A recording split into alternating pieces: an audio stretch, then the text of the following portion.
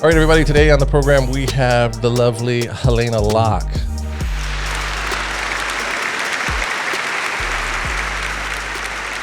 Hi, Helena.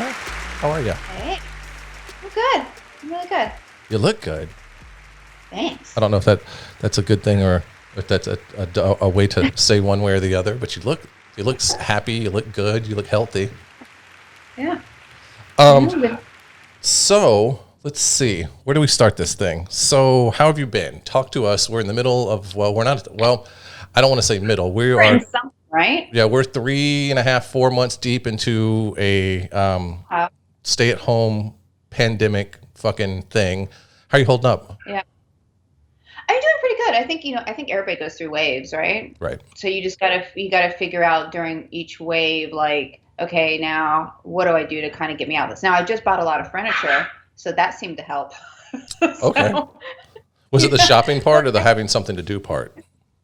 I think it was a little bit of both. Now I got to worry about selling everything else out or getting rid of it or something.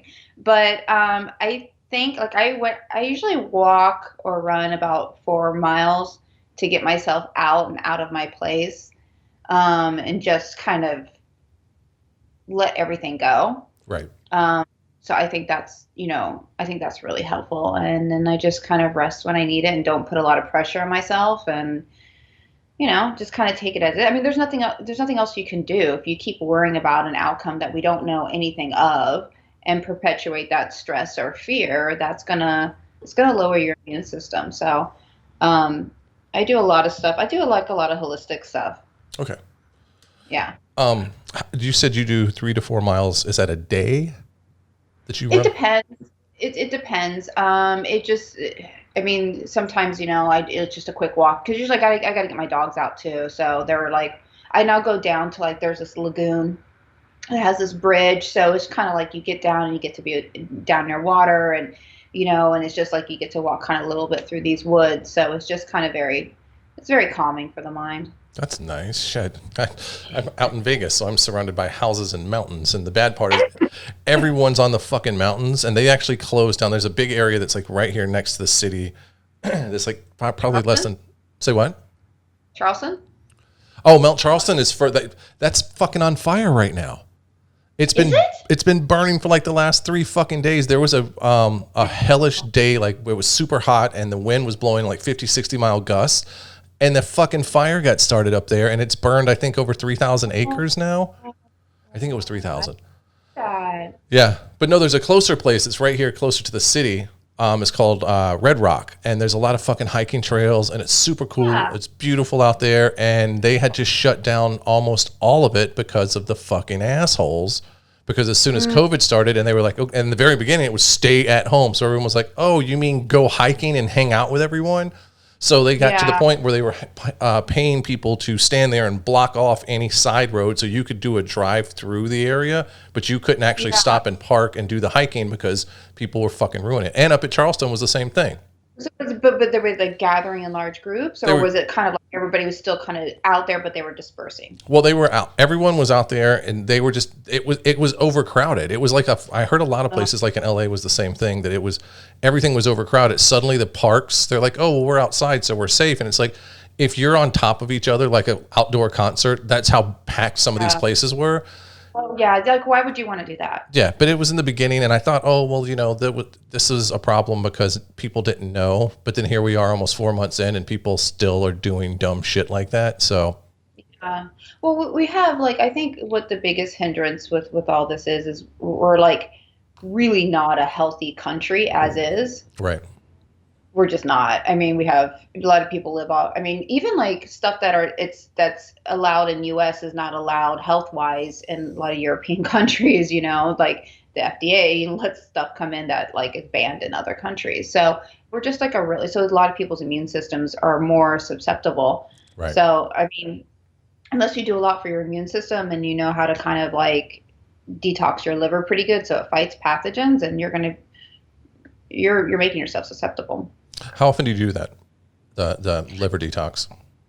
Well, I just do things that flush out my liver. So like I'll drink like lemon water like very beginning of the morning, and it kind of coats your stomach, and then it starts to push out toxins. I also do coffee enemas. So coffee enemas opens up the bile, and it starts to push out toxins that way, and then it binds. And also because I have like a copper toxicity when I had a copper IUD in, so the coffee enema binds the heavy metals to it, and you just keep it in for like 20 minutes, and then you disperse it out. So all those things is what happens is your liver gets so backed up and push it. Everybody thinks, oh yeah, it can filter out everything, so I'll just eat whatever I want and do whatever I want and drink it. And yeah, it's pretty powerful, but we have like a lot of pollutants and stuff like that. There's only so much you can do. So the more that you can do and eat stuff that's going to kind of push things through your liver and kind of clear that, so it's not as sluggish. I also don't eat a lot of like heavy stuff. Like I rarely eat dairy, like rarely. It's like a rarity that I'll have dairy. And like a lot of gluten and stuff. But yeah, I just kind of started to reach, I'm like an obsessive, like it's kind of like somebody said it's my porn, and it is a little bit of my porn, like all that stuff. So like I will like if you're sick, I will pre-diagnose you, and I will have that down to 1 or 2 items in the hospital. I've done this for so many people, and it's like a game for me, and I thrive off it. And I was like, fuck yeah. Like I will like diagnose people to a T. So it's, but yeah, it's just a matter of knowing how your liver works and what things kind of, flush through it. So a lot of times if you do like a lot of those pills and things like that, it's not necessarily as good, because you got to keep making sure that your liver's not sluggish, basically. Right. That's my problem. Yeah. I'm a daily drinker. So, and have been for a very long time. I'm not a fall down by any means, because I think that's gross, and I actually don't like that feeling, which is weird, but I like to drink. I think I drink more to take the edge off, but it's not. I'm sitting there thinking, I was like, you know what? I don't think about it. What I do is this is like 22 or 24 ounces, and I drink like 3 or 4 of these a day. Yeah. So I'm basically just flushing, and I'm like, if I'm not like and then at night I'll sit around and like sip on tequila and have that. So I'll end up drinking 2 or 3 more of those at night. So in my head, I'm like, I can't be doing that much damage. Well, I mean, like, so like if you just started off with like I think it's like 36 ounces of just water with lemon in the morning, and that's all you drink for, and then don't have anything for like 15, 20 minutes, that gives your body a good like starting point, because you're already in dehydration mode. And again, it just helps to kind of push toxins through. Okay. But that's a really good starting point. And then if you just get on certain like supplements like lemon balm and nettle, and I can send you a whole bunch of stuff. You know what? Now that I know that you're all about helping out like this, I'm like, I'm gonna use you. I'm gonna take that to my advantage, because like I said, I'm aware of it, and I know it's not the best thing, but I also, like I said, I joke that I'm one of the highest functioning alcoholics I know, because I drink every single day, and it's not every day. I take breaks here and there, but not often. Yeah. But at the same time, I know people who sit around and smoke fucking weed constantly. And I'm like, what's worse, killing my liver or ruining your lungs? Like, where is that line? But at the same time, like I said, liver health is exactly, there has to be a balance. Like if I were sitting around drinking soda all day after sitting around having tequila at night. Well, soda's just as bad, and people don't realize it. I was highly addicted to soda when I was younger. Like wake up in the middle of the night, like have to have some soda to get back to sleep kind of thing. So like that was pretty intense. So like it's not as bad anymore, but I had like a total sugar addiction, and it's just as bad as any drug or alcohol. And people just don't think of it, because they have these preconceived notions of what should be bad for you, what should not be bad for you. But it's literally just as bad as everything else. Right. I was a Mountain Dew guy. I would drink at least a 6-pack of Mountain Dew a day. And then I would have 2 or 3, because when all of the energy drinks were coming out, Mountain Dew had their own. Yeah. So I was drinking a couple of their energy drinks on top of 6, 7, maybe even 8 Mountain Dews. So yeah, And then I'd go out and drink. So we're lucky that I'm not dead or really unattractive at this point, because that's a lot of, and that one, same thing, that went on for a long time. And then one day I realized, like, if I don't start drinking water, I'm just going to die. And so your orchids are all going to shrivel up. Right. There's like no lubrication in there. Well, it worked for Keith Richards. I'm just going to say it. I mean, he's an anomaly. Right. I was going to say, I don't think that's a good, like a standard to set, because I think at the end of the day, I think that when this world is over with, there's going to be cockroaches and Keith Richards. I think that's what the way it's going to be. Those are the 2 things that just refuse to fucking die.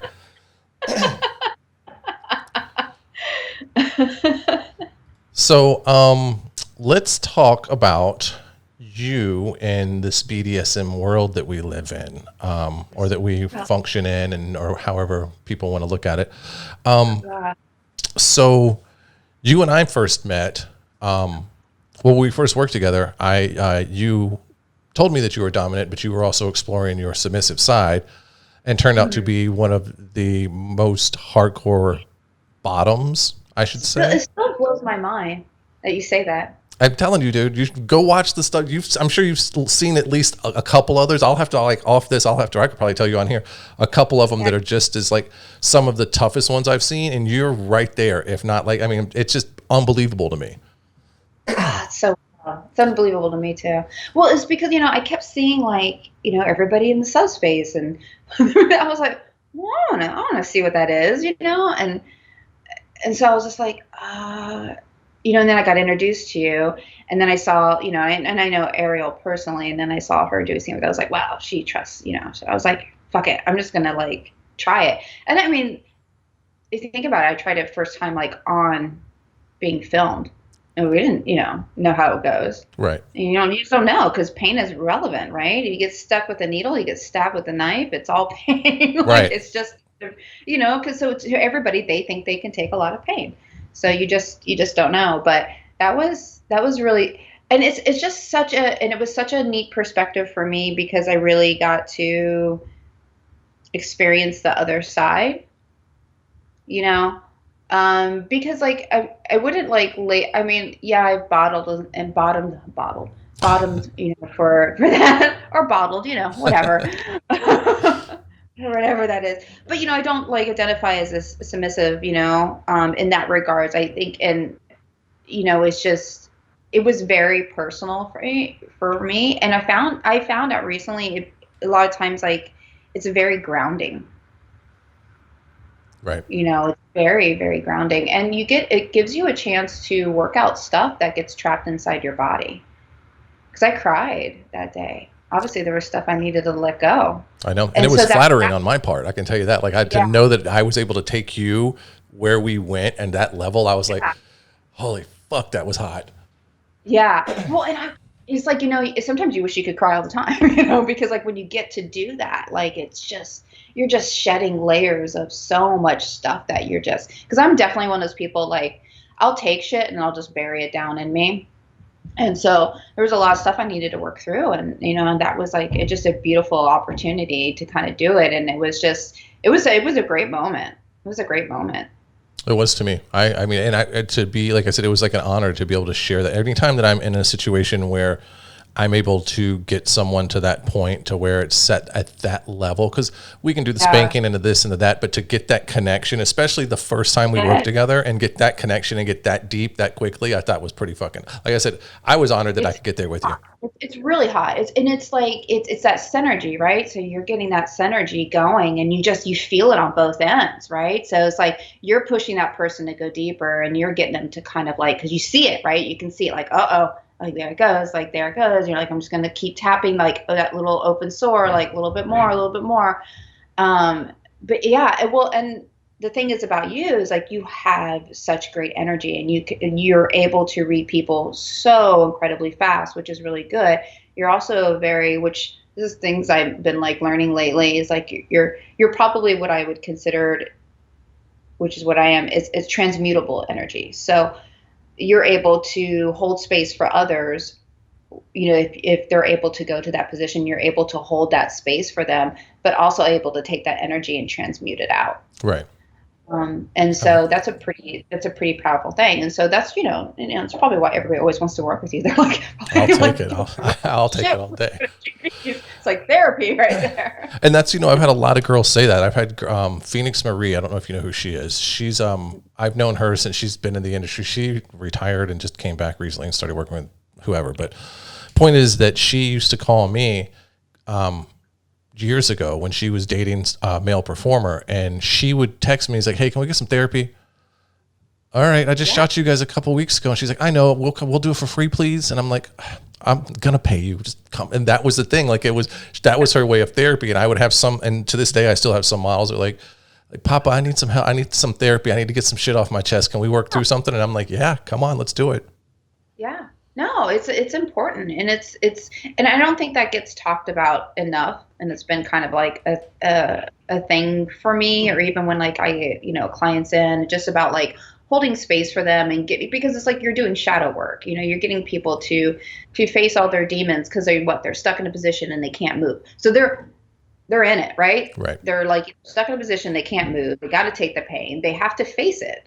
So like, when you're doing like corporal and something, it's a vibration, and everything in this world's in a vibration, whether people recognize that or not. Like you have a rock and it's vibrating because like it's all these like particles put together. Right. So if you want to get to that like universal deep thing, like that's what it is. And what happens is you have these emotions and it keeps getting pressured down into your body.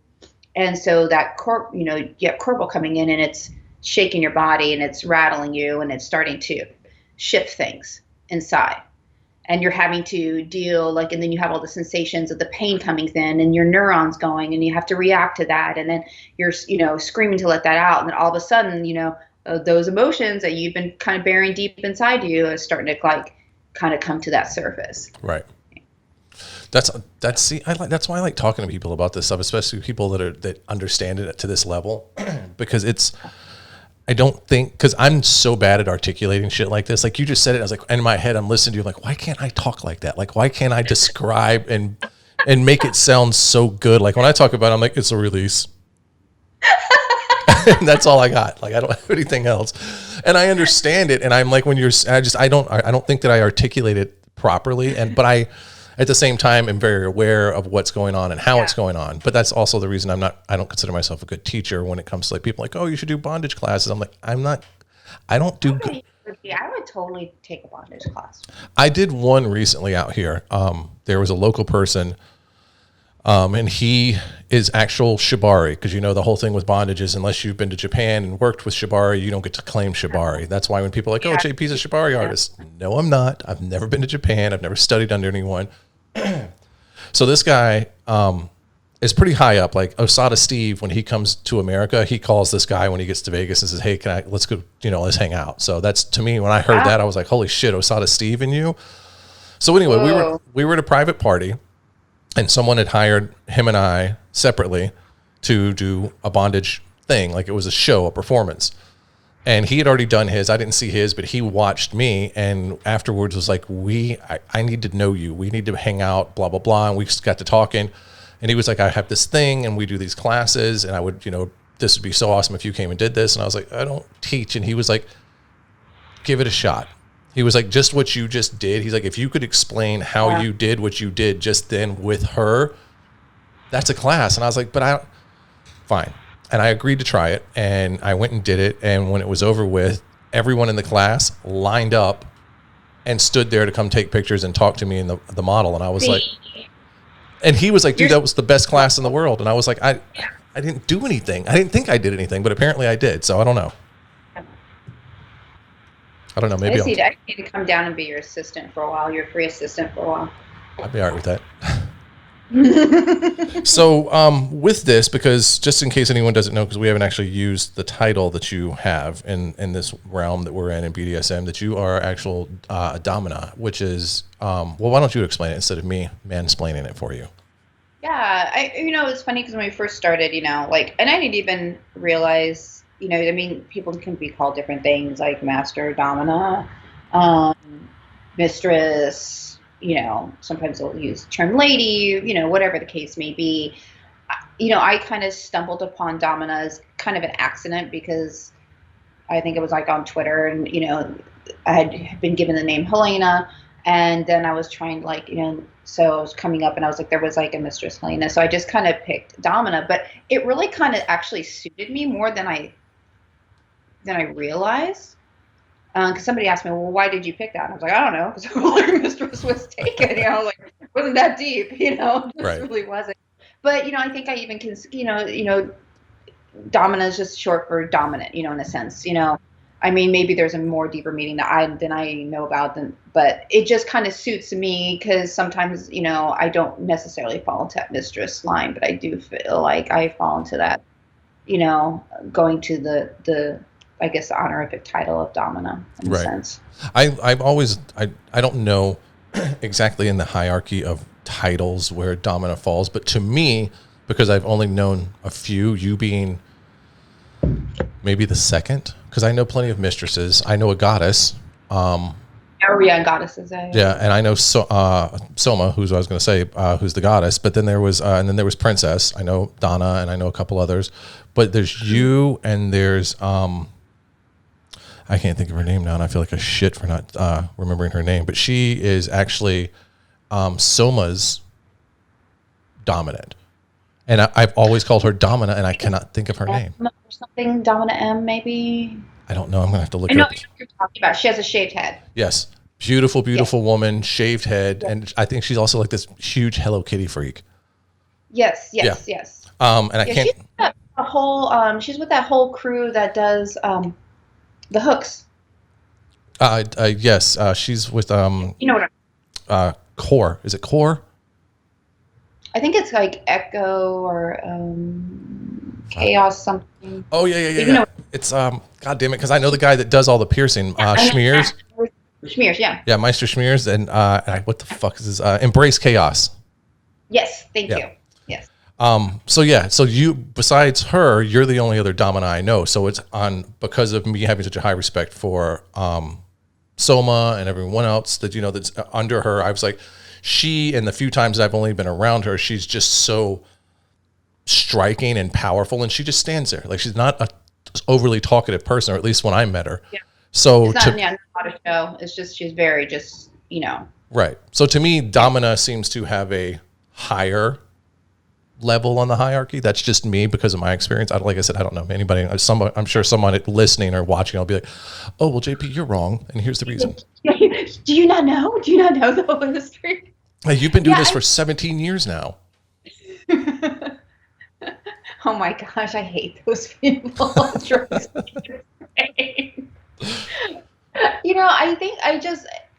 To me, like, I really like holding space for people, and I love for people to get in touch with their dark side. I think that's like really great. And I love this synergy that takes place. And I've been doing like a lot of energy work, so I've been understanding that more. And it's just, getting people to, play with their shadows and becoming, you become a better person with it. You should be friends with your shadow. Yeah. You really should. You really should know how dark you can be, because because if you don't, like, it's going to come out some way or the other, and, in some inappropriate way. So you really should get in touch, with all that, because it's also too, you just, that is a part of you. So if you don't really understand all of yourself, then, some way or the other, it's going to make its way known. Right. And that's not just a BDSM. That's like in the world, period. That's everyday life. Right. Yeah, that's everyday life. And that's why I tell people, like, there's certain things if I don't do, then the monster comes out. And I'm not talking like haha fun. I'm talking about like the nasty person that's inside. Like, I think everyone has it, and it's a way to keep it under control, to where you can be the nice person, you can be the good partner, you can be the good parent, you can be the good whatever it is that you are in any relationship. But to be that way, that monster has to stay checked. And if you don't do going to the gym, doing yoga, meditation, BDSM, whatever, if you don't check it somehow, it rears its head. And sometimes it just rears its head and you're an asshole. But other times you go to jail. Yeah. And that's what I'm saying. Like, you should be like, you should touch the dark side. There were some pretty important laws universal laws in Star Wars, So. Yes. That's a really good point. Should really go back. And the reason why I did that, I went back and I watched all the Star Wars, and it really does. And it was something, I got really into like understanding a little bit of like hermetics and universal laws and stuff like that. And the person was like, I'm telling you, go back and watch Star Wars. And, cause you don't think about it, right? Cause it was like entertainment, but you go back and I'm like, son of a bitch. Yeah. Look at that. I've seen that reference from several people that they say that like that Star Wars there's a lot more philosophy and religion, and not like just Christianity, but like global shit. Like if you really pay attention, it's crazy. Universal laws, like there's a lot of stuff that it goes into, and so you just don't think about it. But when you go back, and it was my first time like going back and not looking at it. I mean, I always loved Star Wars, and maybe that was why I was always drawn to it on a subconscious level. But you go back and you listen to it, and you're like, everything's connected. Right. Exactly. Yeah. Exactly. The force. Isn't that what it is? The force is basically Yeah. what connects everything, whether it's the dark or the light, it's still just the force. Yeah, it is. Now you're making me sit there and go, you know what? I've been looking for something I can sit my kid down and fucking binge. Because we. Yeah. Oh my gosh. And then I watched the Baby Yoda one too. I went through it all. Oh, so you're you from the very beginning all to now. Yeah. But I just spent a week and I was like, I'm just going to watch them all. Now, did you do it in the correct order or did you do it in the way they were released? Oh no, I think I did it in the way they were released. Okay. Think about how now, damn it, now I have to go back. Gotta do it again. There's some points. Like now I gotta go start with Baby Yoda. I gotta do it all in reverse. Now, is the newest one with Baby Yoda, is that one out on like DVD release or whatever? Can you basically go on? It's just like a little series that's on the. I think it's through the Disney Channel or whatever that Netflix, but it's just like I forgot what it's called. It begins with like an M. Mandolin. I don't know, something. I'm sure of that sort. Little person would know what it is if I said it. And we bought, like, when he was telling us, he was like, "Oh, look, the Force Awakens and blah blah blah blah, all the newer shit." Basically, since Disney took it over, and I was like, "Listen, homie, this is not Star Wars. I'm going to show you." And we went and got like the Blu-ray disc set, and I was like, "You're going to sit down, and if you can get through these, then I'll sit down and watch Star Wars with you." So maybe that's what I could do. Now you got to do it in reverse. Now you got to start with Baby Yoda and go. I know. I got to do that now. It's so weird, man, because it was such an iconic part of my childhood, and then isn't it? It's so muddled and bleh now. Like it's like what? Stop making them. Like there was this beauty, and then like you talked about Star Wars. To me, I still remember the first three, period. Yes. And then which were supposed to be the second three, which were I guess 4, 5, and 6 or whatever. And I was just like, shut up. Just quit fucking with me. Quit trying to change things. And I get that there's the bigger story, but it's like Disney's like, oh, well, now we'll do a spinoff over here and then over here and then over there. And then that one way out in left field that you saw as a background actor, he's got a story. We're going to tell that one. It's like, stop it. Like I'll do the Yoda one because the Yoda was a pivotal character, but I don't know if there's cartoons. I was like, come on. Now you're just like, you're just sabotaging it. Yeah, just now it has no meaning. Now the meaning's lost. Yeah. So at least we still have the original ones, even if they were 4, 5, and 6. They're still so great. They're so great. Yeah. Oh, they're so great. They stand up. Like when this was probably 3, 4 years ago when we got the DVDs for him, and I watched them, and I was like, these fucking things still hold up. Did you know that Empire Strikes Back, I think? I love that one. That part of that was shot in the fucking Armory. What? Yep. There was a part where they had the huge, big fucking ship, and it's in outer space, and it gets fucking blown to bits. That part was actually shot in the fucking drill core of the Armory when it was still abandoned. No way. Yeah, because the Armory was abandoned. Say what? That's some iconic history right there. Yeah. They were looking for, Peter finally found an image that showed, how they had it set up out in the drill core and then pulled back. So it was like a BTS shot of it. But it was like really grainy, really shitty. And it was like, it wasn't taken on a smartphone because there weren't smartphones when they shot that movie. But it was that kind of, or not smartphone, flip phone. Like it was a really horrible fucking picture. But it was shot in there because the Armory was abandoned for 30, 35 years maybe. It just sat there empty. So they were at some point were like, hey, can we use the space? And whoever the city, I think it was the city that owned it at the time. And they were like, yeah, go in there. So that's where I think it was Empire Strikes Back. It's so fascinating. Yeah. That place has got so much history. I was just talking to someone yesterday, and we were talking about it because it was Michael Vegas, because he performed and was at the Armory for a little bit. And it's one of those things that if you never made it in the Armory and you were never there, like you tell these stories and people are going to be like, sure you did. Because it's just such a remarkable and yet unbelievable place that existed the way it did. Yeah. So, because you were there, you came to the Armory. I never went to film at the Armory. I did go visit the Armory a couple of times, but I never. Once I started filming for Kink, that's when they stopped filming in the Armory. And so I was like, son of a bitch. Like, You at least got to go in the building, though. huh? You at least got to go in the building. I got to go in the building. I got to go like down where like that old like shooting range was, and there's that little river, and you go back there. Yeah. So I saw little intricate parts of there. I lived in that building for 3 months, I think. Like when I first started working there, they called me.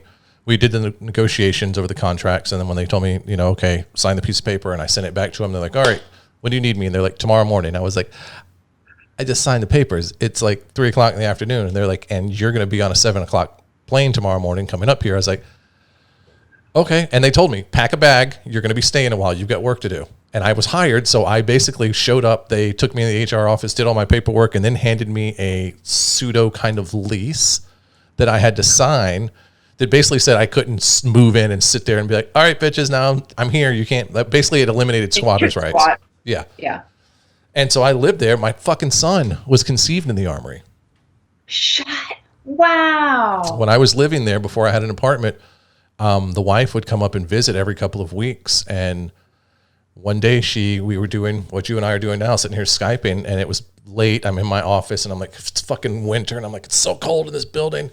And I'm like, I'm going to my room, which was across those big ass hallways to another area that was the size of one of the offices. And then I jumped in the bed and fucking sat there and hoped I could just go to sleep before I froze. And then my phone rings and I'm like, what the fuck? And it's her. And I'm like, what? And she's like, get on Skype. I'm like, babe, I'm in the bed. She's like, get on Skype. And I'm like, oh shit. So I go in, and as the picture shows up, all you see is pregnant. No. So that's how I found out that I was going to be a dad, was via Skype or whatever thing that we were doing at the time. But yeah, he was conceived in the fucking Armory. How's that for some shit?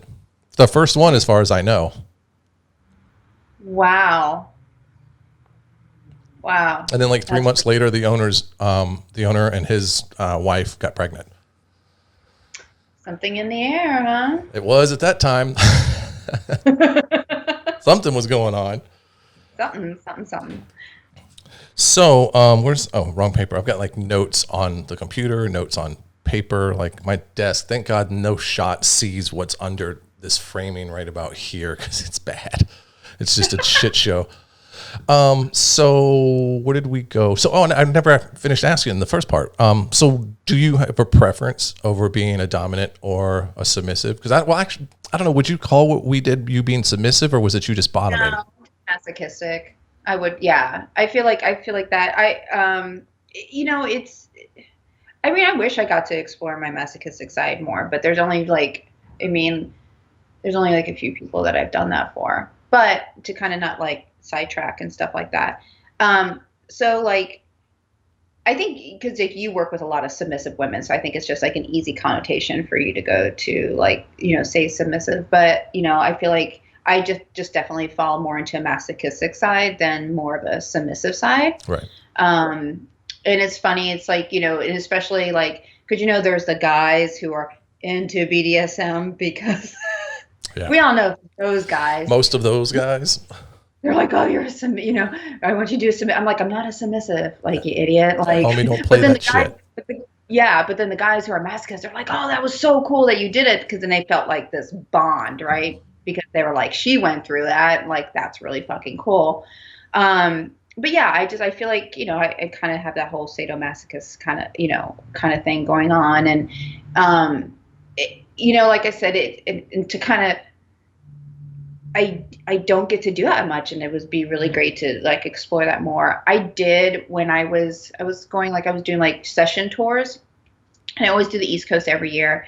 And I just had a really hard time like grounding myself. Like I couldn't meditate, I couldn't do anything. I was just kind of like, and I was like, fuck, I need to get whipped. Like I need to get whipped. And I hired someone who was really good. And she's like known for like, doing like her bondage is more like encasement and stuff like that. And she has, and I felt like she had like the same it's Troy Orleans. Like I felt like she had like the same like energy that you did. Like it was more of like it's an energetic realm. Like that's kind of what you feel. And so I was like, I sent off like an email like requesting a session, and that was like nerve wracking because then I was on the other side again. And I was like, oh my god, did I do it right? Did I put all the things in her website? Oh shit. And I'm like going back, rereading my email, and I was like, and then like I'm like waiting, like as I nervously sent that all off because I was just like, I fucking needed to get whipped. I needed to kind of like come back to myself because I was so like, I felt like all over the place and I just couldn't get grounded. And so, yeah, I did that. That's awesome. That's super fucking awesome. Yeah. So when you, as a top, do you feel more, are you more of a sadist or, it depends on the person you have on the other end, you know, like how, yeah. And I just feels like it's, you know, because it has to be that connection and you have to be able to go there with that person. So, and then like, you know, not everybody's going to allow you to kind of go there with it, you know? So you're pretty fluid. So, yeah, I would say so. Okay. I would say so. Like I'm definitely a very sadistic tease. Like I love getting people worked up and, you know, leaving her. So that I've always had that, you know, I love getting people just absolutely worked up and, you know, they don't get anything, you know, like that's a fun as hell for me. But, but, you know, I mean, it's like, you know, how, you know, to say like, unless you have like sessions that are just 100% like you have true masochists the whole time, then, you know, that would kind of depend on, or like if you had a partner that was like a heavy masochist, then you would definitely be more in the, you know, sadist realm. But I mean, definitely it's there. It just kind of depends on like the person that I have like in front of me. Right. Do you have a preference? Like if you could have any bottom, like which kind of session do you do more of like, do you enjoy sensory more? Do you enjoy like just the straight out pain? Do you get off on watching them cry and beg? Like if you could have your perfect scene, how would it go? I don't know if there is really one thing because I think you kind of have to change it up a little bit because sometimes, because like it can be a lot of little things. Because like, I mean, think about it. There's a lot of little things that you do, like even when you do a scene, like if you have somebody blindfold on and then, you know, they hear like you walking, you know, that's sensory stuff, you know? So I think it's a culmination, you know? I mean, I remember one time I had this one guy and he was actually a therapist too, which is always cool when you get people like that. And I was just slapping him. He was getting pissed off, and I'm just laughing because he was getting so pissed off. And I'm just like fucking just slapping him. He was just in the sitting kneel position, like in a worse position. I was like, just kept fucking slapping him. And he was getting so angry, and I was like, oh, this is fucking great, you know? Because I could just see like the anger, like boring, you know? I mean, it wasn't anything like out of the boundary realm or whatever the case might be. But at the end, he was like, man, I really wanted to hit you back. And I go, yeah, I know. I was like, some shit, huh? And he was like, yeah. I go, maybe you needed to work through that. Exactly. You know, so I mean, I love pushing people past where they can go. So I don't know if it necessarily just falls in one spectrum because like I don't think anybody's falls in one spectrum. It's just like where do I see that you need it and where can I transmute it or take it to where it needs to go. So It's different for everyone. I agree. And it also, I think it depends on your day too. Cause like I've got days where I come in and I've had girls come with and work with me and they're like, you kind of took it easy on me today. I was like, I wasn't in the mood, not to dot, but I was in the mood to fuck you up. Like I was flirty. Yeah. I was horny. I was in a mood to do something different today. So that's what you got. Yeah. Cause sometimes it's just banter. Sometimes it's just shit talking. Yeah. Sometimes it's just leaving them the fuck alone. I feel like that's still probably one of the most evil things I've ever done is had someone come in and be like, come on. And I'm like, no. You just ignore them. No. I was talking, I was doing like another podcast and the girl, she was wanting to explore her more submissive side. And she would, I go, you know, I think somebody just needs to ball gag you and stick you in the corner. Like, that's all you get. Like you face the corner, ball gagged, can't talk. That's all you get. She's like, really? I'm like, yeah. Like that's what you get. Yeah, so I mean, yeah. So just to say it always falls in one spectrum, I don't think so because it's just a lot of things. And I mean, do you want it to fall in one spectrum? I mean, I would hope not because that would get very routine. Yeah, it would get boring.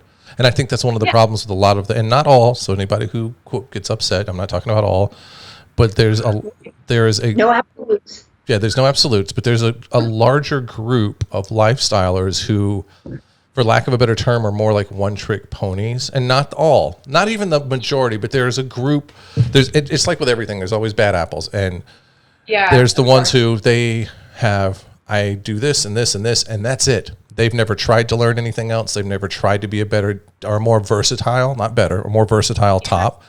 And I'm trying to choose my words because I don't want to piss off anybody, but it's just that BDSM is so vast, right? It's just that it's like you open Pandora's box and it's just this container that cannot be filled, right? Right. Because it just keeps going and going and going and going. So it's like if you categorize it into one way, I think you're limiting the scope of what it can be, and you're also limiting the scope of yourself in human sexuality and human energy, and just like, it just goes beyond. And so it's like it's like, I don't know, do you ever find it a hard time? Somebody's like, oh, you do BDSM? And you're like, yeah. And you're like, I hate trying to explain it because it's so, unless you're in it, it's really, some of it's very hard to explain unless you experience it. Right. Because it's just like, it's that little rock that gets, thrown and it does all these ripples. Right.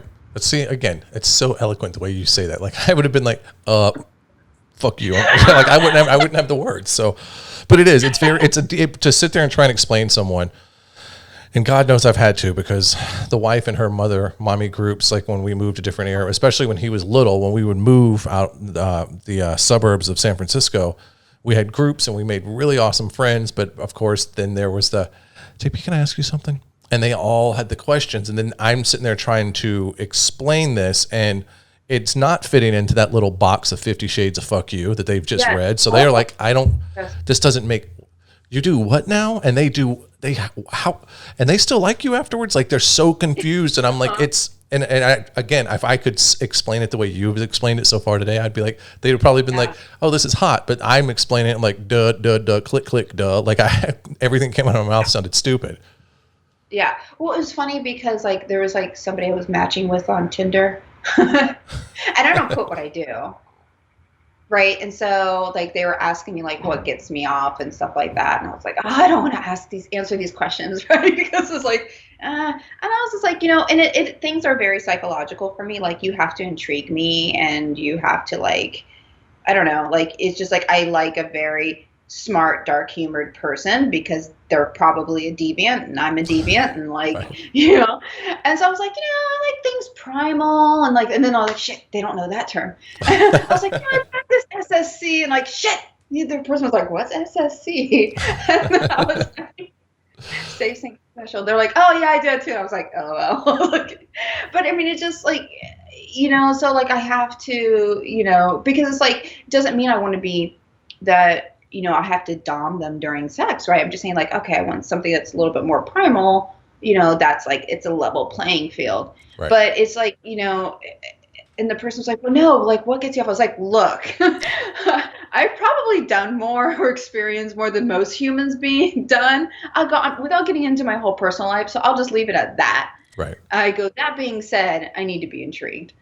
And then like, I just was like, and then, they were like, well, you said kink, so what about BDSM? So I just started listing stuff, and they just go, oh. Right. It's usually a shorter list just to say, these are the things I don't like. Yeah. But it's hard. You know what I mean? It's hard. But I'm just like, it really boils down to the day. Like sometimes it's hard to find just a hookup when you've done so much, because like, I don't know, you're just trying to find somebody that's like on that mental fortitude is same as you. And that's what can get you off more these days than like, Right. And I think that's one of the problems with the younger people, especially the men. And I'll say this because the men are the ones that seem to be the most fragile, and the men are the ones that have the biggest fucking ego and can't get out of their way. So when they hear of a woman that is like, oh, you're into BDSM, I'm going to spank that ass, I'm going to own that pussy. Shut up. Yeah. Shut the fuck up. Like, don't even do that. And most of the time when they see that, and the first thing in their head is, I'm going to spank them, or I'm going to choke them. or whatever. And it's like, you don't know what you're doing. Quit trying to be a badass. And the advice I try and give men like that will listen is shut up and listen. Let her tell you what she likes, and then let her correct you, because you're going to do it wrong, because every woman's not the same. And then once you pay attention and you take your fucking ego and set it outside of the bedroom, and you actually just listen to what she has to say and pay attention to how she likes and what she wants and what makes her purr, then you're being a fucking man. The rest of the time you're being a fucking idiot. Yeah. Yeah. So for sure. More men. Yeah. If we could just convince more. But it took me a long time. In my 20s, I was that guy that was like, yeah, I'm going to own this. I thought I was Mr. fucking man. I mean, you kind of go into that whole programming and be thinking that's what it is, right? Yeah. It's like, I don't know. It's like, here's the thing, especially now that, like I said, I went through like my own like healing, where I was like working with all these healers, and I was like learning so much, and I was healing myself and all this, and they all kept saying, without them really knowing what I do, all different. They're like, oh, you're going to be doing this and this with your like, sexual healing and stuff like that, and working with groups and stuff. And it's just like, we just don't talk about that energy, right? That sexual energy is such a part of it, because that's what we were made from. Right. And we don't take care of it, and we don't understand it, and we don't learn about it. And it goes beyond, it's a life, it's part of your chi life force. And it really is what, like, if you can learn how to harness that through sex, that carries you out into your projects and, and stuff like that. And that can be, helped within BDSM sessions, because it's like, you're also like, you're diving into that dark side and those kinks. But whether it's like you're into BDSM or you're into tantric or you're into whatever, it's just learning about that sexual energy is just so important. And we're like just taught that it's kind of one way, and it's just like there's just so much more to it. And I think the thing that most people neglect to do, especially in relationships, is just talking and listening, because so many people go into it because there's no talk. There's the and I don't know the answer to it, but I do know that raising children and having a conversation instead of throwing some book at them or showing them here, instead of just and you can only do this and you can't do this, and shaming them instead of giving them information and even a place to go look. So, as a parent, maybe I don't have all the answers, but here's what I can show you. And then, but I'm already having conversations with my kid, and he's fucking 8, because I hear him say things. And I'm like, oh, okay, well now we need to have this conversation, because to me, I don't remember I remember being silly and goofy, and I don't remember thinking about, but he also amazes me with how smart he already is. But so he talks about certain things, and we're like, all right, I heard sex come out of your mouth. Let's have a talk about this. And he's like, oh man, I don't want to do this. And I was like, don't treat me like your dad right now. Treat me like a teacher. Think of me as someone who's going to try and help you. It's just part of the human response system, right? There's the shyness. We just have such... we just view it in such a bad way. Not in a bad way, because everybody's like, oh, fuck, I want to fuck, I want to have sex. But it's like, no, it's a vital. It's a vital life force, and it's a vital, and it's like I said, it's really what will propel you forward and take you forward. It's as long as you know how to harness it in a healthy way, and long as you learn how to like shed the stress and do things, shed that everything that's been holding you back, all those layers.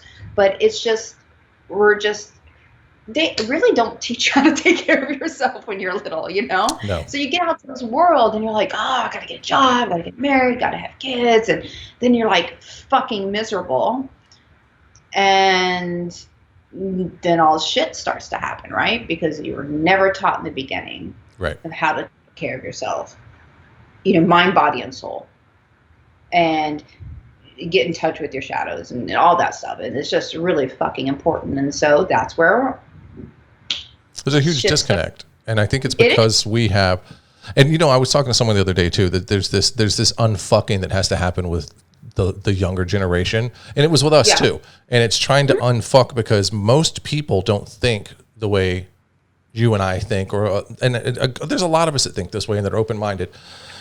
But they still think that, oh, are you trying to kiss a girl at school? That's gross. And play these things up. So suddenly these kids are like, oh, it's gross. I don't want to kiss a girl, or I don't want to do this. Like wrap your head. Yeah. And so to unfuck this ignorance and unfuck this even misogyny that happens, because it's influenced by all of your friends who are influenced by their parents. So no matter how awesome you may be doing or think you're doing of a job at home, all of this outside influence is happening, and now you're finding yourself trying to, as you were saying, pulling back layers, trying to unfuck everything that's been piled on, just to get back down to say it doesn't have to be that way. Your friends aren't as smart as they think that they are. So yeah, it's you know what, it's like when you really start, you had the joke about the Matrix, but like when you really start to like pull back layers, and like, because like I think I started doing that probably about a year and a half ago. Because I started working with like all these healers, and and then they love what I do. Like they just think that's like, I'm really lucky with the people like I've connected with. But when you just start pulling back the layers, and then you start getting into like quantum physics and things of that sort, and just like how things kind of like laws of the universe and how things kind of play out, and it's just like there's just so much out there, and there's just so, I always like, I went through some shit, and then I was like, why is this happening or whatever? And then like, I always thought, well, it's gotta be more out there. So I just kind of had all these questions. I was like, there's gotta be more out there. There's gotta be more out there. So when you start diving deep and just asking questions and just how things work and how things come across, and you just find out so many things are connected, and we've been as a human just disconnected from it all. Right. And it's weird how it happened. Like, because our ancestors and not that long ago, like 100, 150 years ago, it was an entirely different world. There was a lot less people, but there was, I think 150 years ago, which isn't, so 150 years ago, that's, I'm not going to do the math because I'm going to look like a fool on the spot. But the fact is, there weren't grocery stores. There you go. Well, off camera, do the calculator. There was, there was trading. People took care of themselves. There was no TV. I don't think there was a radio 150 years ago.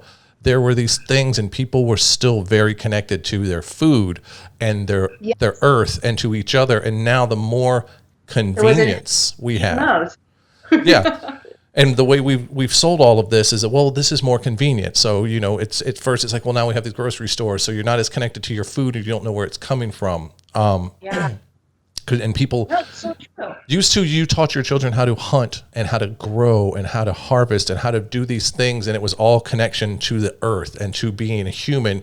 And we've pulled further and further away, that there's times like I have to take my kid. I used to, I don't have anymore because now it's the total opposite. Used to, I'm like, take your shoes off, come outside with me, and we'd go stand, and we just stand in the grass barefoot and just talk. Something as simple as putting your bare feet.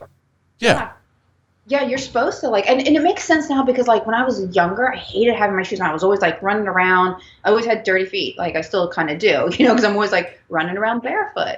But it's so important, because like there's a rhythm to everything. And, there's rhythm within sound, and there's, and again, it goes back to that vibrational thing. But there's also too, like when you get into frequencies and you get into like sound baths and stuff like that, but when you get into like frequencies, and then you do like the designs that come with so each frequency makes a design. Then what's weird is you find those designs out in nature. So like one of the frequencies is like the shape of like the design of like the turtles, like what their shell is. Right. There's this, I think it's like Saturn has on top like this octagon kind of looking thing. Okay. And so it's just like you find all these patterns that are out in the nature and out in the universe, and it's all these levels of frequency, and those frequencies have healing mechanisms in them too. Well, isn't that where sounding started? Or sounding? Not sounding. Sorry. Sound bath? I'm thinking. I'm crossing. Old, like it's the tuning fork. The tuning fork used to be used to help healing, right? Yeah, those can definitely, like, you can utilize those, like, and then the sound bowls and stuff like that. But it's pretty crazy, like all the shit that's out there when you really start researching and you really start kind of going in and just seeing like, okay, what is this? How does this all relate? It's all really relatable. Right.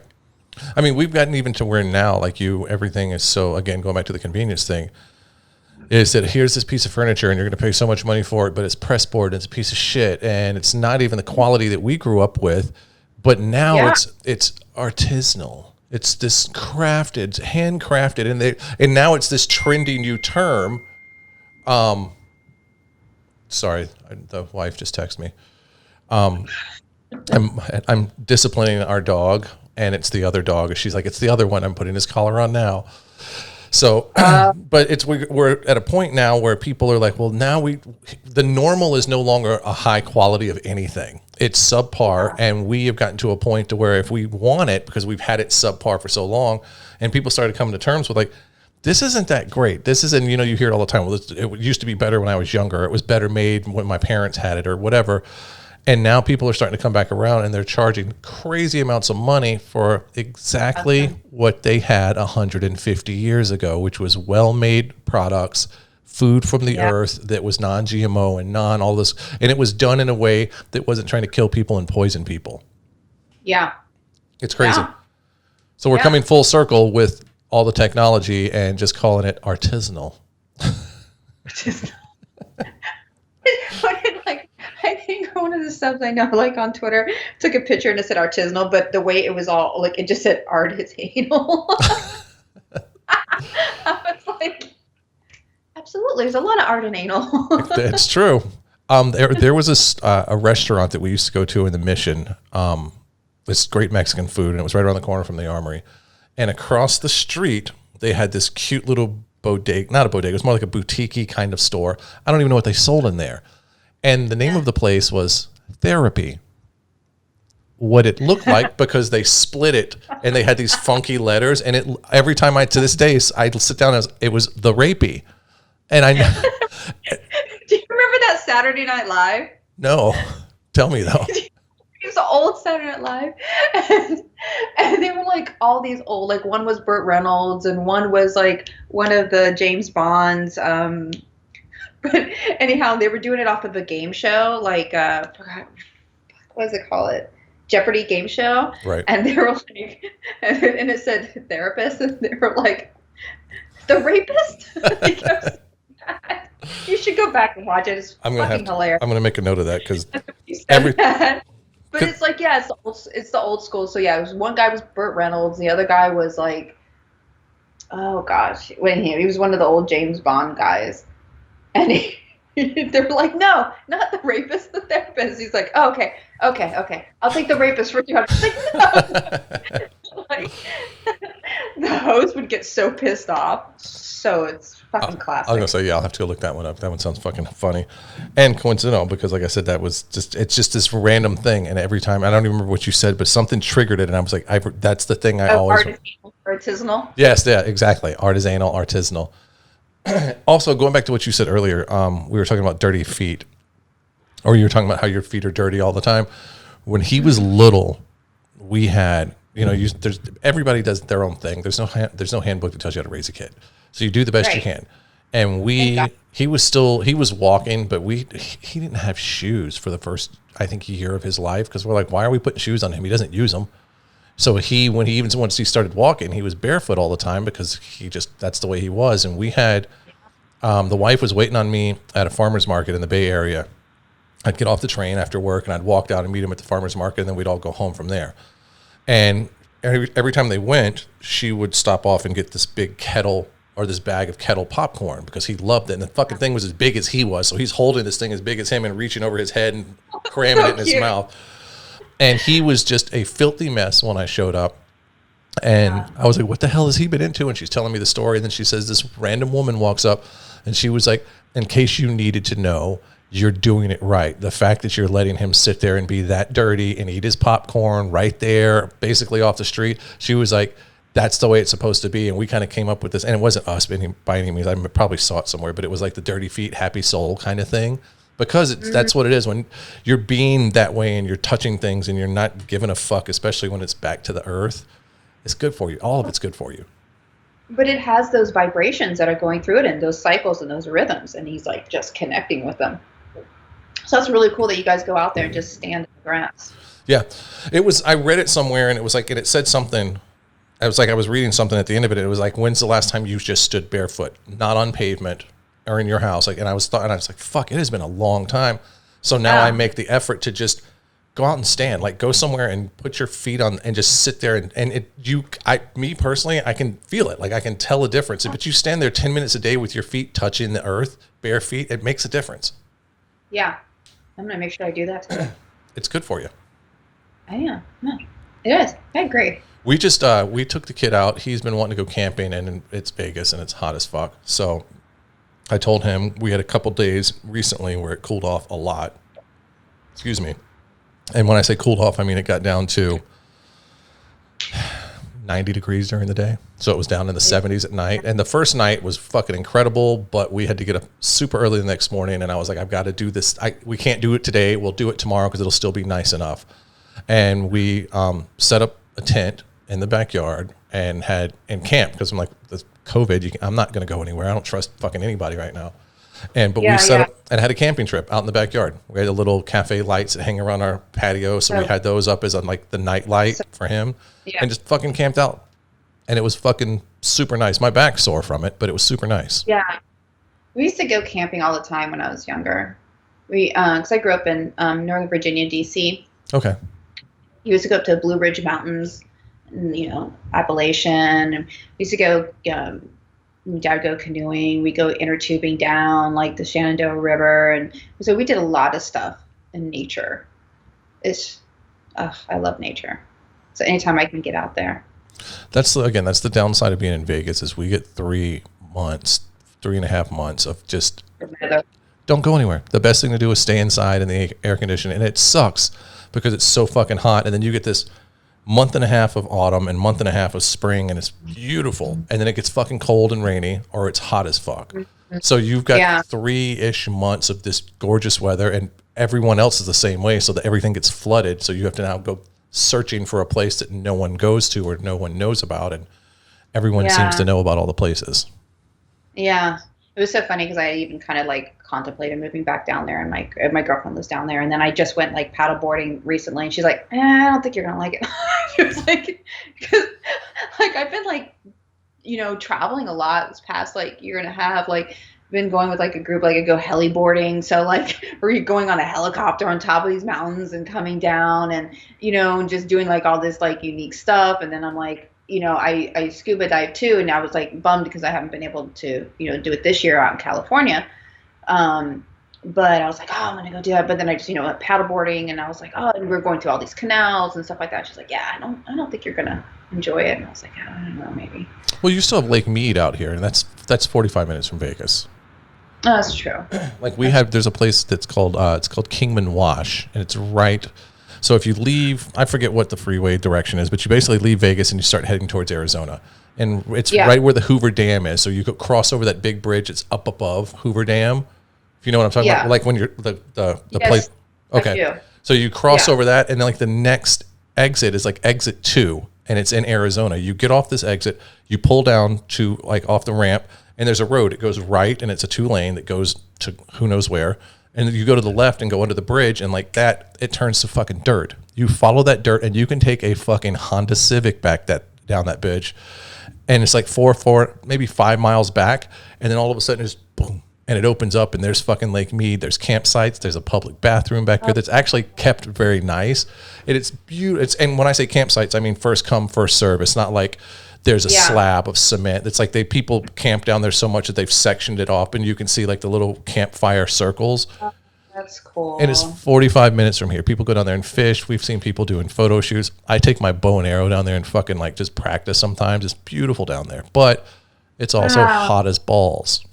Yeah. No, that sounds amazing. And they also, the scuba thing, is I forget who it was, but there was a group of people and someone was down there and said, this is the so-and-so people, but it was a rescue team, like EMT fired up something, but part of a scuba rescue team that comes over there and trains in that exact fucking area.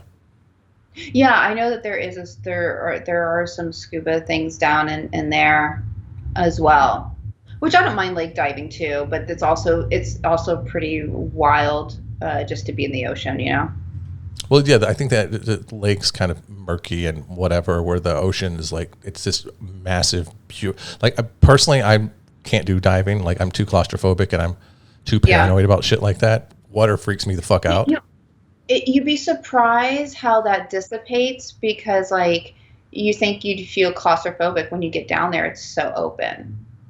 So that kind of goes away. What you think you would have, it doesn't. And then you actually you feel more controlled because, like, really the animals aren't going to fuck with you because you kind of have, like, the likelihood of it. Right. It's not as bad. And then you'd be like, then you can kind of see things and you're just like, oh, wow. But it does like this rocking motion when you're down there. It's very meditative.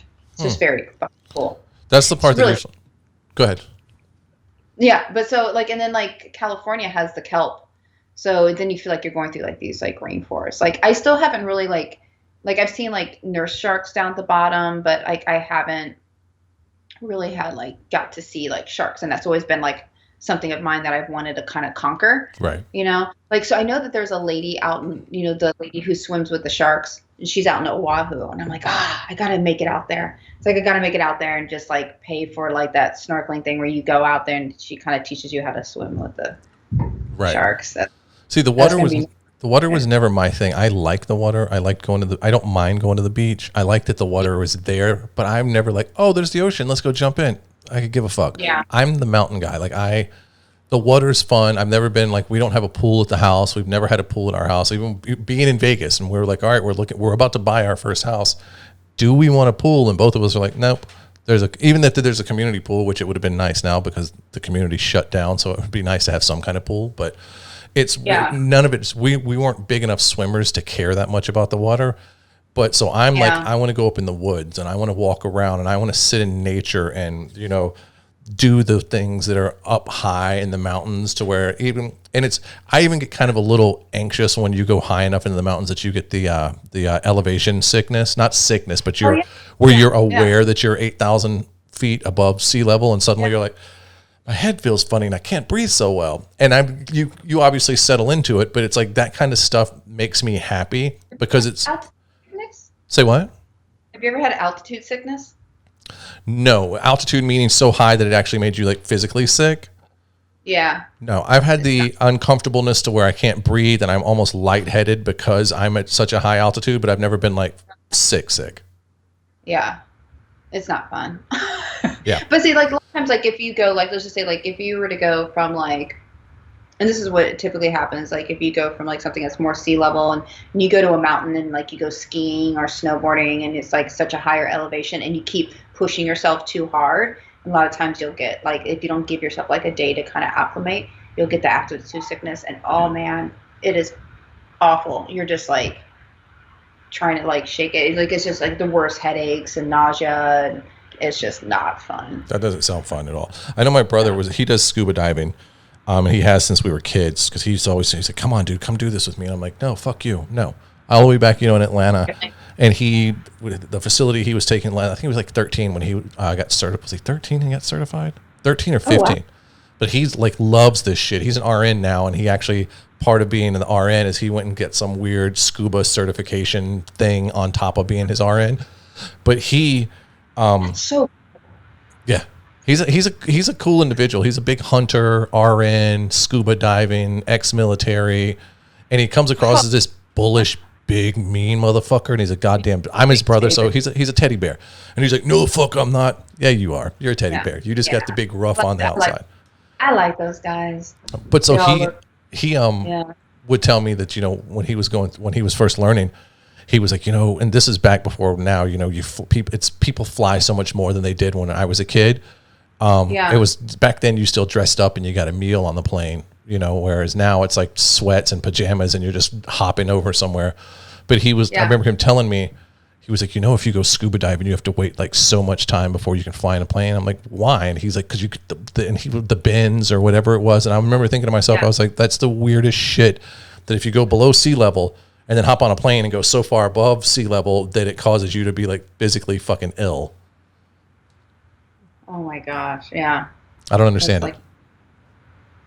It has something to do with like the oxygen and the way that, because you have that gas that's in your system, and so that gas needs to work its way out when so that's why you have to wait, Right. so long. Okay. Yeah. And the weird thing too is like we have taken space and we've went out and we've done the things and we've explored and we've sent ships and we've done all that shit.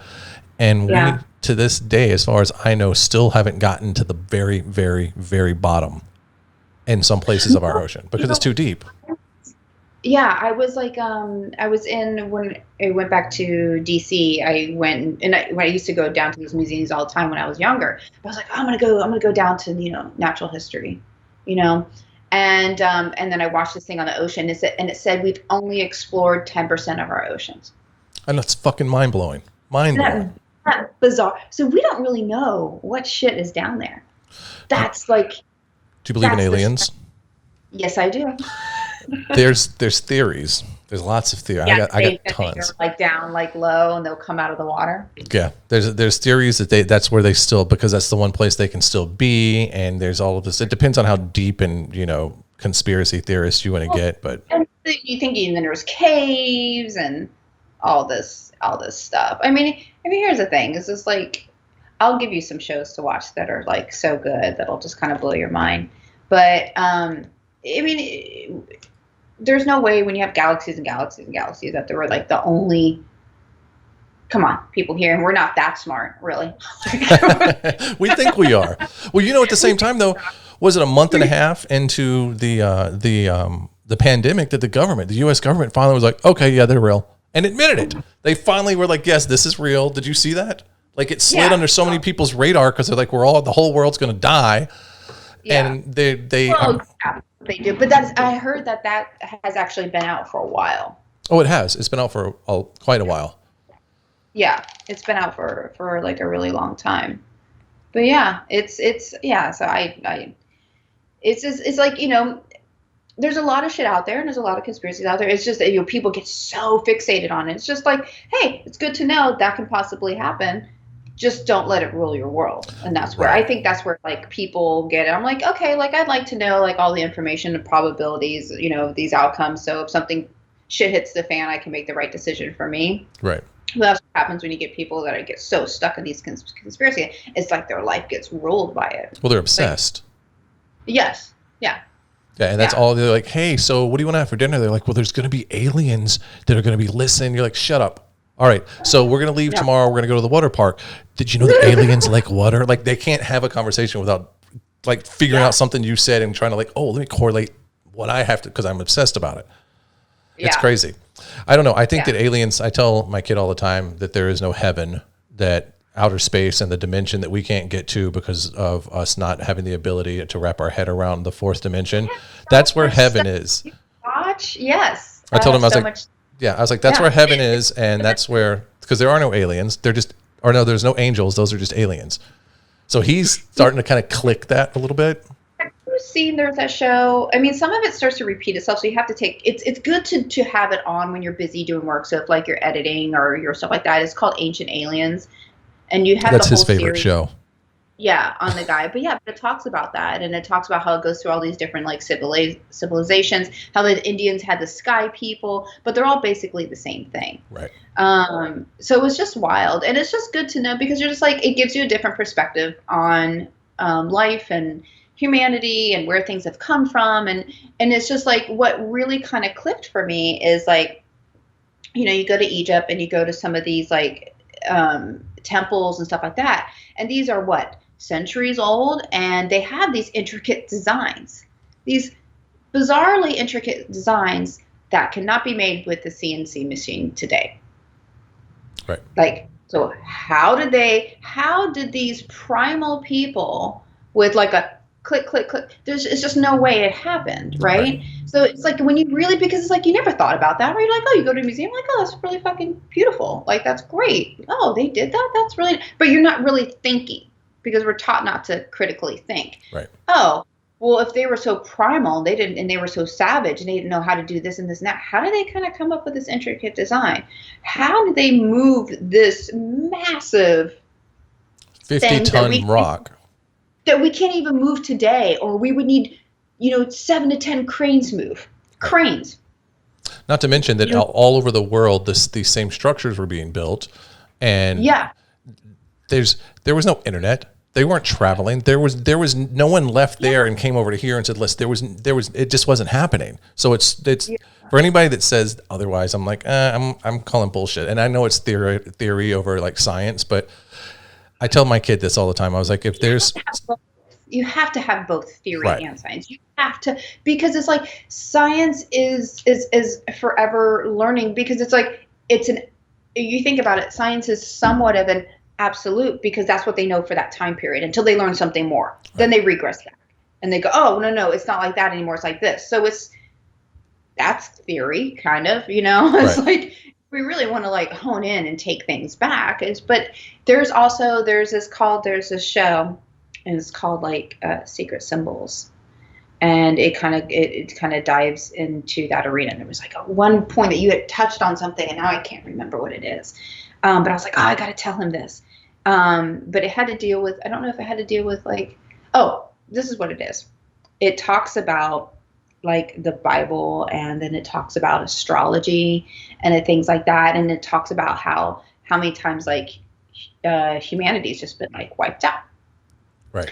But so I guess like so like they had like the Last Supper thing, and then it goes, it wasn't for the 12 apostles, it's the 12 of the zodiac, and each zodiac goes through like 2100 years, and we just left the Pisces one, which was all about religion, and that's where Christianity grew out of, and it talks about like the feeding with the 2 fish and stuff like that. Right. Then it goes, now we're into the age of Aquarius, which goes into dismantling of systems, of governments, of things like that. So it's wild. Yeah, it's really, really interesting. And so this guy, he goes in, he breaks down the Jewish Bible and the Christian Bible, and it says like, in the beginning, like God created. He goes, but no, it's not God. It's supposed to be, they misinterpreted the word, and he breaks down the word, and it's like Elohim or something like that. He goes, no, it's something of that sort. And he goes, it's gods. So there's more than one God, right. And it's just trippy when you really start to like break down cultures and you break down these things. It's just all these things that we've just been kind of like, no, it is what it is. We just take it for like, that's really what it is. Okay. Right. You're telling me that's what it really is. Okay. I'll believe it. Yeah. So it's just wild. I think, to me. Yeah, I agree. I mean, like I said, the kid's learning that, and I'm trying to like be as middle of the road and not have my opinion influence him as much as, because like he for a while was interested in church. We have a friend that goes to church. He wanted to go to church with his friend. We're like, if that's cool, if he wants to go and you're cool with putting up with his shit, then take him. Yeah. And then he would come home and ask questions, and he's learned enough that he now has a base and he'll ask questions. He's like, well, blah, blah, blah. I was like, well, the Bible says XYZ. Science says elemental P. Like, so you have two different sides of this, and they most of the time conflict with each other, but I want him to have both of them so he can think about it. And I explained to him that science is the cool thing about science is science can either prove something or it can disprove something. So, and he throws that in my face. Sometimes I'm like, oh, well, there's the blah, blah, blah. And he was like, well, there's no science behind it. I was like, there's no science to prove it though, is there? Or something like basically I'll contradict him when I'm like, well, yeah, there's no science to say there's not, so there's no science that says there is, so that means there's a maybe. Yeah, he's going to outsmart me soon, so I'm going to take advantage of it as best I can, but he's getting wise to my bullshit. He'll sit there sometimes and kind of roll his eyes and look at me, and he's like, how old is he? 8 going on 18. Oh, gosh, you haven't even hit the teenage years? Oh, you're going to be in big trouble when he, those are going to be some debates. But I love that, and that's what the having the conversation, and I tell people all the time is to question everything and then research it and then research it some more. Yeah, exactly. That was I think that's always my thing is like have that critical thinking skill. Learn both sides. It's like I feel like these days everybody like I think both political parties suck. Yep. I think they both. I think it's both awful. I'm just like, I'm kind of more like, but that's where people get really so fixated in on one side or and like you can't have conversations, and then we can't get to any sort of like talk or disagreement because people are so polarized, right? Because it really goes back to, is like, hey, think about all these possible avenues of what it could and could be, you know? But people are stuck. And it's to what we were saying earlier, and I say this to people all the time, it's the ego. Like, people are so stuck in their own way that they can't sit back and just go, well, fuck, maybe I'm wrong. And that's all they have to do. But they can't be, as you've said earlier too, they can't be critical enough thinkers, so they can't admit that they're wrong. And if you can't admit that you're wrong, you can't figure out a way to get better. And that's the biggest problem I think we have. How wrong do you want to be before you're really, really wrong? And that's a really hard hole to get out of. Yeah. I'd rather be a little bit wrong and be like, well, damn, I was wrong. Damn, I didn't know it like that. Yeah. It's just that, like, I don't know. It's just be open to learning. Yeah. That's my whole thing. Yeah. If you sit long enough and hold your ground. Your answers. Yeah. If you hold your ground too long, like you said, you dig such a deep hole that there's, at that point, you're like, well, fuck, now I finally see the light and I've dug this hole too deep. Well, fuck, I'm down here now, so I'm just going to sit here, because it's easier for them to then give up and hold their ground than to admit and have to put all the work into climbing back out. So exactly, right? But this is America. This is where we live. It's also the thing too, is we're taught not to. Nobody is taught how to. It kind of goes back to the whole question of taking care of yourself. Like, we're taught not to. You got to work on yourself. Yeah, you have to improve. You have to constantly move forward. You get stagnant for anything, whether it's the way you act, the way you do. I mean, if you don't try to grow in some way throughout your life, then you've done yourself a disservice. You're gonna fucking wither away and be a pissed off person, and that's the thing I think that a lot of people need to do. Yeah. Let's see. Do I have anything else? I think that we got all over the place. I think that was. We went like we went everywhere. BDSM to fucking alien conspiracies. I love it. I think that's it. How you feeling good about this one? Yeah. I think that was good. And it's like hearing you talk about it. Like I said, I need to work on how I speak. Like, I'm a talker, but when it comes to being able to describe things, that's something I'm going to work on. Also, I'm going to work on my liver cleansing, I think, a little better also from this. So real quick, tell everybody how they can find you as far as any kind of social media or OnlyFans or anything that you want to promote. Yeah. So my Twitter is LA like the city, Domina Helena. Instagram is Domina_Helena. Website is Domina Helena, and that'll be redone in fall. And I did have an OnlyFans. It's going to be re-upped OnlyFans, but I think the OnlyFans is LA Domina Helena or Helena Locke. I don't know. It's something on there, but it'll be posted on my social media when it's ready and raring to go. Awesome. You were a badass. You're awesome. Thank you. I appreciate it. Thank you. I'm so happy to see you. It's good to see you. All right, we're going to tell everybody bye, and then we'll talk a second. All right, everybody. Thanks for listening and watching. See you next time.